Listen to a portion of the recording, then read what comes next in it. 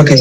So ఇక్కడ మనం చూసుకున్నాం కదా, ఇక్కడ రెండు విషయాల గురించి మనం నేర్చుకుంటాము. ఒకటేమో పులియని పిండి, ఇంకోటి పులిసిన పిండి, అయితే ఇంకొకటి మరి పశువు గురించి.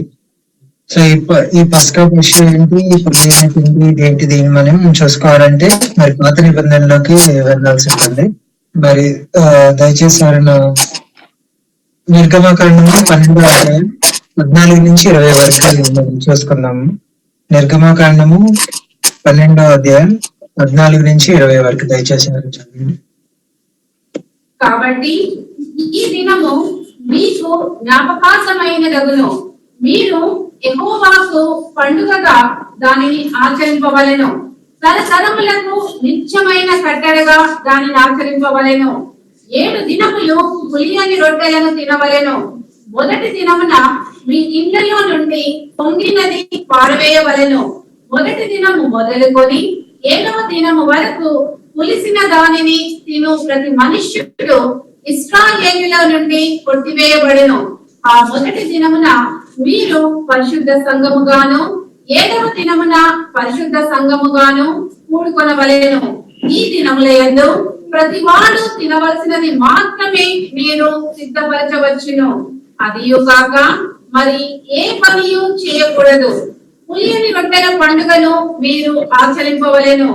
ఈ దినమందే నేను మీ సమూహములను ఐగుప్తు దేశములో నుండి వెలుపటి రప్పించింది కనుక మీరు మీ తరములన్నిటిలో ఈ దినము ఆచరింపవలెను. ఇది మీకు నిత్యమైన కట్టడగా ఉండును.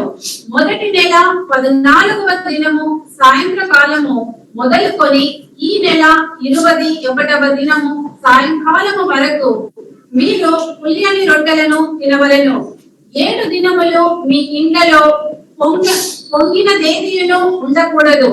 పులిసిన దానిని తినువాడు అన్యుడే కాని దేశంలో పుట్టినవాడే కాని ఇశ్రాయేలుల సమాజంలో నుండక కొట్టివేయబడును. మీరు పులిసిన దేదీయు తినక మీ నివాసములన్నిటిలోనూ పులియని వాటినే తినవలెను చెప్పుమనెను. Thank you. సో ఇక్కడ మరి మనము దేని గురించి చూసుకుంటాం? పులియని పిండి పండుగ అనేది, రొట్టెల పండుగ అనే దాని గురించి మనం చేసుకుంటాం. దేవుడు మరి పాత నిబంధనలో మరి ఇస్రాయల్కి క్లియర్ గా ఇక్కడ కొన్ని ఇన్స్ట్రక్షన్స్ తో సహా ఇచ్చాడు. సో ఈ పండుగను ఎలా ఆచరించాలి అనేసి. సో దీని గురించి మనం కొద్దిగా ధ్యానిద్దాం. ఇది ఎప్పుడు జరిగిందో మీ అందరికీ తెలిసే ఉంటుంది కదా. మరి ఇశ్రాయేలీయులు ఐగుప్తులో ఉన్నప్పుడు మరి 10 తెగుళ్ళు అనేవి వచ్చినాయి. ఇది 10వ తెగులు జరిగిన రాత్రి మనము దీన్ని ఇది ఫస్ట్ టైం జరగడం చూస్తాము. ఆ తర్వాత నుంచి మరి దేవుడు మరి ప్రతి సంవత్సరం దీన్ని ఎలా ఆచరించాలో మరి క్లియర్ ఇన్స్ట్రక్షన్స్ ఇక్కడ రాసి పెట్టారు. సో ఈ 10వ తెగులు ఏంటో మరి మనకి ముందే తెలుసు కదా. ఏంటి మరి ఐగుప్తులో మరి మొదటి సంతానం మరి దేవుడు చంపేస్తారు అని మరి అదే 10వ తెగులు. సో ఈ పస్కా పశువు ఏదైతే ఉందో దాన్ని బలిచ్చి దాని యొక్క రక్తము మరి ఆ డోర్ పోస్ట్ మీద రాసినప్పుడు మరి ఎప్పుడైతే దేవుడు ఆ ఐగుప్తులోకి వచ్చినప్పుడు మరి ఏదైతే ఈ ద్వారాలు రక్తంతో మరి పోయబడి ఉన్నాయో వాటిని తప్పించి మిగతా అన్నిటిని మరి దేవుడు మొదటి సంతాన్ని తీసేయడం అనేది జరిగింది. అప్పుడు అదే రాత్రి వీళ్ళందరూ బయటికి రాబడ్డారు. ఇది మనం ఎక్కడ చూసుకుంటాము? ఇదే 12వ అధ్యాయంలో, నిర్గమకాండము 12వ అధ్యాయంలో 33, 34. ఐగుప్తీయులు మనమందరము చచ్చిన వారు అనుకొని తమ దేశంలో నుండి ప్రజలను పంపుటకు త్వరపడి వారిని బలవంతము చేసిరి. కాబట్టి ప్రజలు తమ పిండి ముద్దను తీసుకొని అది పులియక మునుపే పిండి పిసుకు తొట్లలో దానిని మూట కట్టుకొని తమ భుజముల మీద పెట్టుకొని పోయేది.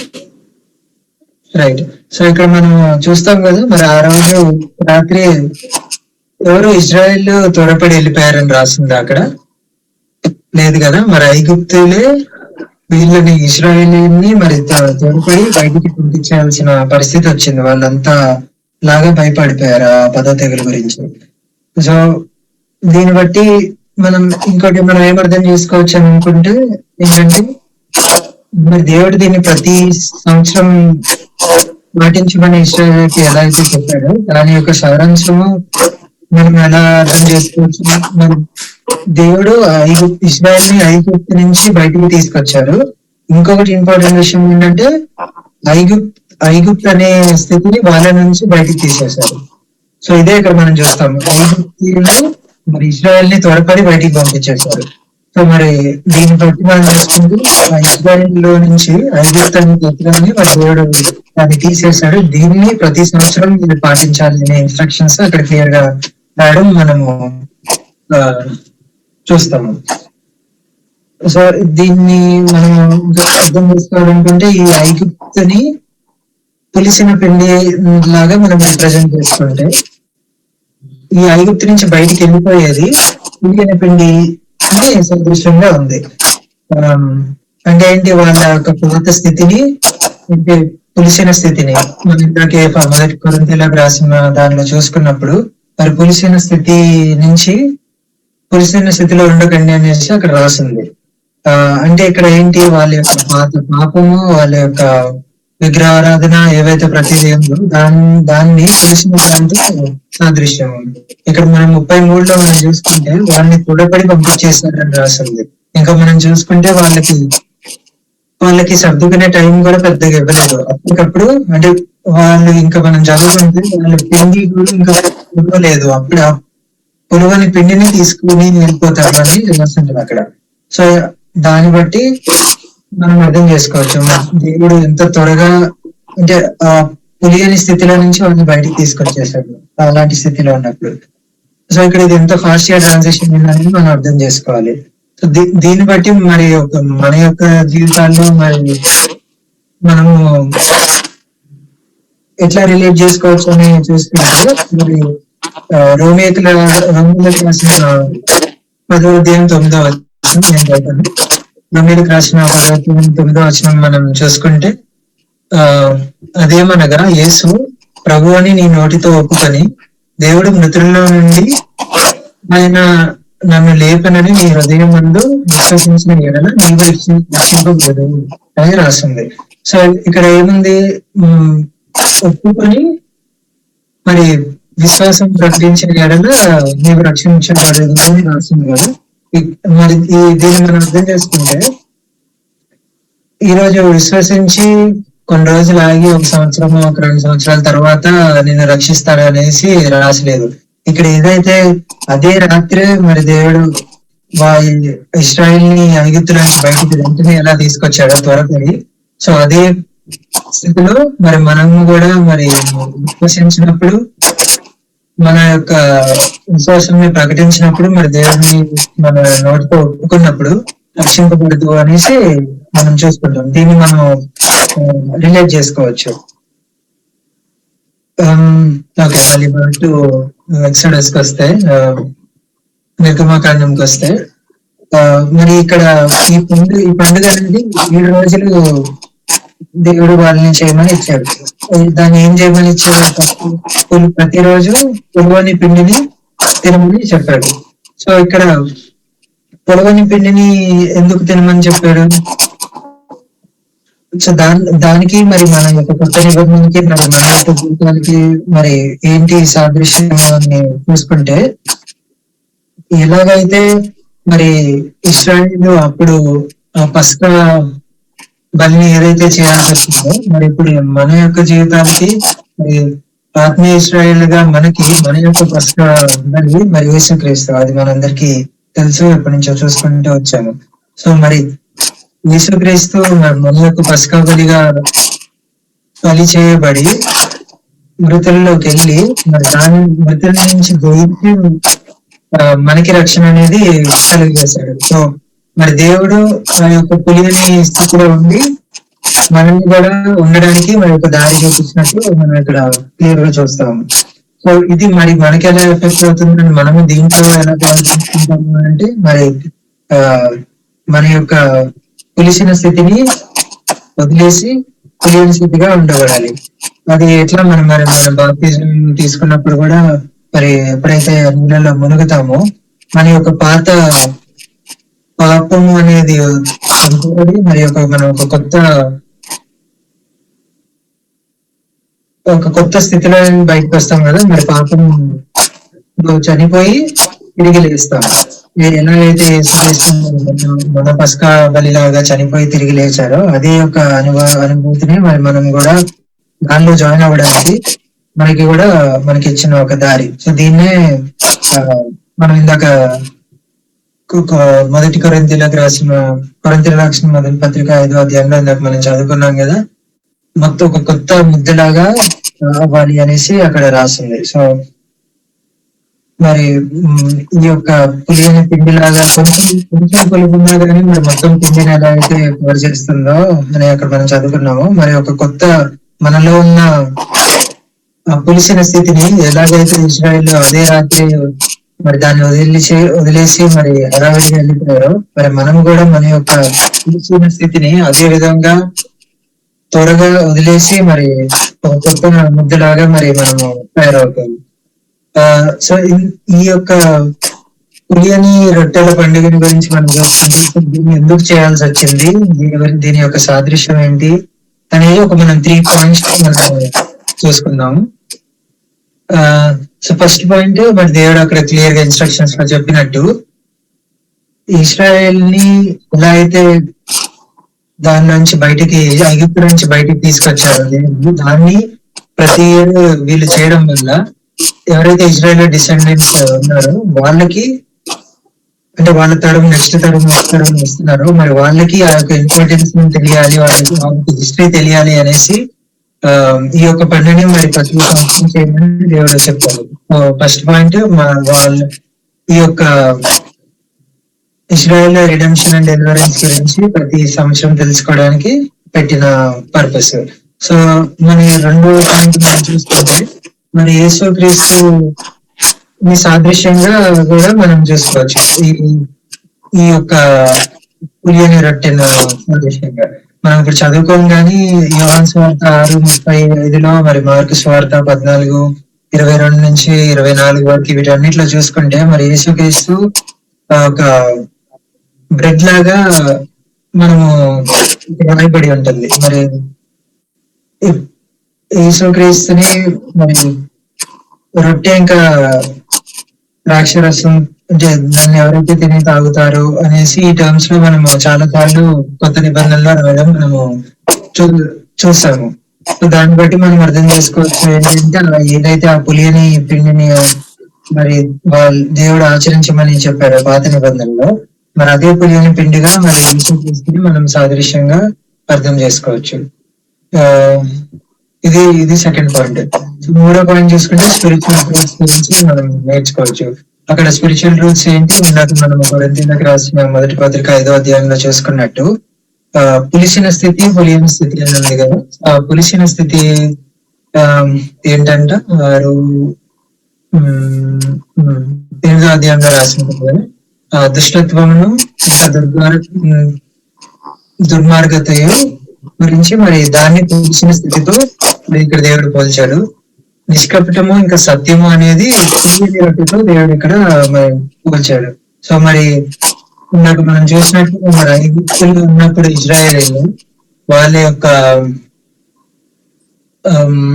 ఐడాలట్రీ అంటే విగ్రహారాధన ఏదైతే ఉందో ఇంకా పాపం ఏదైతే వాళ్ళు దాంట్లో ఉన్నారో దాన్ని వదిలేసి ఎలా దేవుడు తీసుకొచ్చాడో మరి అదే స్థితిని మరి మనకి కూడా పులిసిన స్థితి మరి దుర్మార్గము ఇంకా దుష్టత్వము ఏదైతే ఉందో దాన్ని వదిలేసి పులియని పిండి అంటే సిన్సియారిటీ అండ్ ట్రూత్, సత్యము నిష్కపటము ఇంకా సత్యము అనే దానిలోకి మరి దేవుడు మనల్ని కూడా తీసుకొచ్చాడు. ఇలాంటి అనుభూతి మరి గా మనకి కూడా అదే వర్తిస్తుంది కాబట్టి మనం కూడా వదిలేసిన స్థితిలో ఉండాలి. అండ్ ఇంకా ఈ పాత నిబంధన 12వ అధ్యాయం చూసుకుంటే మనం ఏదో ఇట్లా వాళ్ళు అదే రాత్రి ఇట్లా సర్దుకుని వెళ్ళిపోయారు అని మనం 2 minutes లో చదివేస్తాం. కానీ అసలు నిజంగా ఇక్కడ ఎంతమంది ఉన్నారు వాళ్ళందరూ బయటికి రావడానికి ఎంతసేపు పడుతుంది ఒకసారి మనం చూసుకుంటే ఒకసారి ఇదే నిర్గమకాండం 12వ అధ్యాయంలో 37వ వచనం దయచేసి చదవండి ఎవరైనా. 37వ వచనం.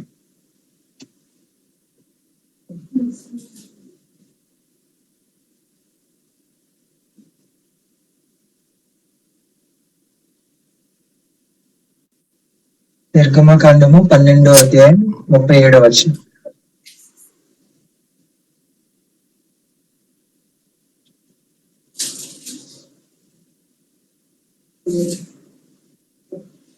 అప్పుడు ఇశ్రాయేలీయులు రామనేసు నుండి సుక్కోతుకు ప్రయాణమైపోయి వారు పిల్లలు కాక కాల్బలము 6,00,000 వీరులు. సో పిల్లలు ఇంకా స్త్రీలు కాకుండా 6,00,000 వీరులు అని రాసింది. సో అంటే ఇక్కడ ఈ కాంటెక్స్ట్ అర్థం చేసుకోవడానికి ట్రై చేయండి. ఆ రోజు రాత్రి మరి దేవుడు ఆ 10వ తేదీన వచ్చినప్పుడు ఐగుప్తీయులు ఇశ్రాయేలుని త్వరపడి పంపించేయడానికి చేసినప్పుడు 6,00,000 మంది ఓన్లీ మెన్నే. అంటే వాళ్ళలో సగం మంది మ్యారేజ్ అయ్యి వాళ్ళకి భార్యలు ఉన్నా గానీ ఇంకొక 3,00,000 అవుతారు. వాళ్ళకి పిల్లలున్నా అందులో సగం మందికి పిల్లలు ఉన్నా కానీ ఇంకొక 1,00,000.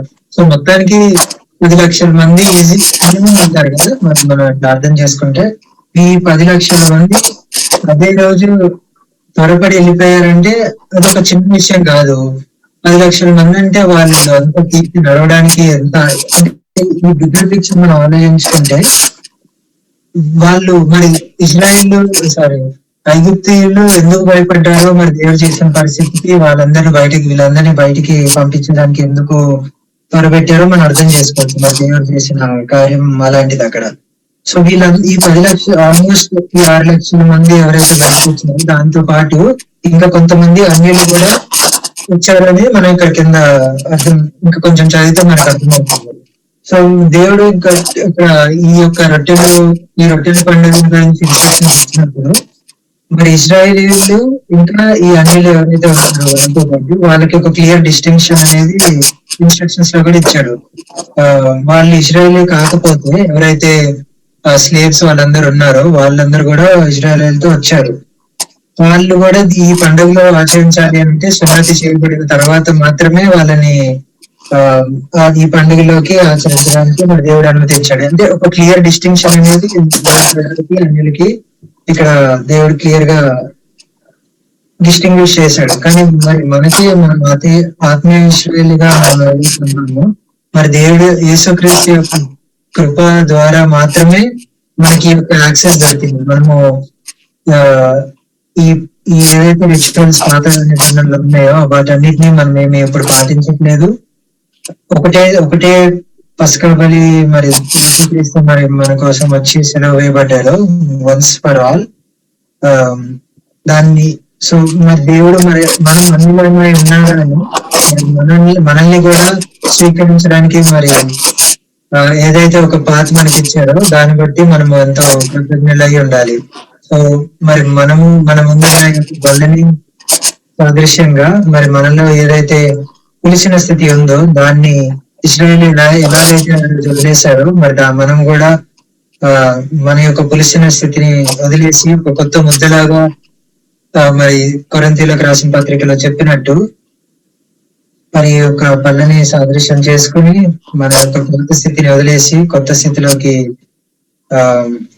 రావాలని మరి దేవుడు మనకి ఏదైతే ఇచ్చాడో దాన్ని మనం జ్ఞాపకం చేసుకుందాము. అదే మన ముందున్నప్పుడు బల్ల ఇంకా రొట్టె ఇంకా ద్రాక్షరసం సాదృశ్యం కాబట్టి మనము దానిలోకి ఈ విషయం జ్ఞాపకం చేసుకుని దానిలో పాల్పంచుకుందాము. మరి ఏదైతే ఇంకొక పాయింట్ ఈ యొక్క బల్ల దానికి సాదృశ్యంగా ఉంది కాబట్టి మరి యొక్క పాయింట్ మనం జ్ఞాపకం చేసుకుని దానిలో పాల్పంచుకోవాల్సిందిగా మరి దేవుడు మనకి ఒక ఆజ్ఞాపిస్తున్నాడు. దీన్ని బట్టి సో ఈ యొక్క చిన్న వాక్యం దేవుడు దీవించును గాక.